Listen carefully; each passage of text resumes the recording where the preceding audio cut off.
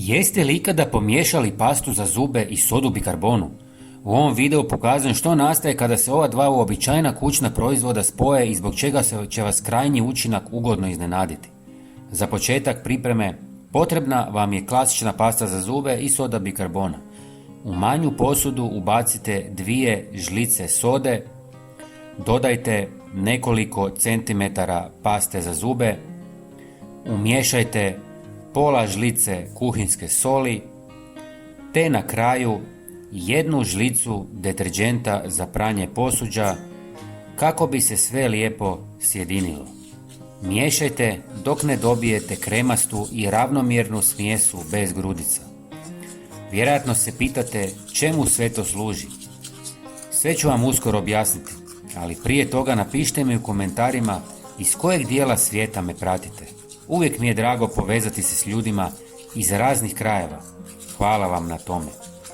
Soda bikarbona je poznata po tome što razgrađuje mrlje i uklanja neugodne mirise. Sol djeluje antibakterijski, dok pasta za zube i deterdžent dodatno pojačavaju učinak i olakšavaju skidanje nečistoća i masnoća. Kada se spoje, dobiva se snažno, a pritom jednostavno rješenje za čišćenje brojnih površina u domu. Ova mješavina vrlo uspješno uklanja kamenac, masne naslage i tvrdokornu prljavštinu. Prikladna je za upotrebu u kuhinji i kupaonici, na pločicama, umivaonicima i slavinama. Nanesite je na površinu, nježno izribajte i potom isperite vodom. Površine ostaju čiste, sjajne i osvježene uz vrlo malo uloženog truda. Pogledajte samo taj sjaj. Odlično izgleda.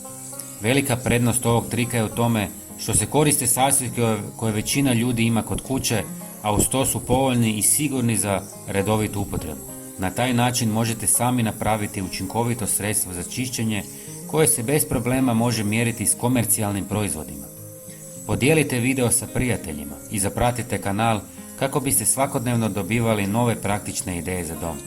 Hvala vam na gledanju i vidimo se vrlo brzo u sljedećem videu. Pozdrav!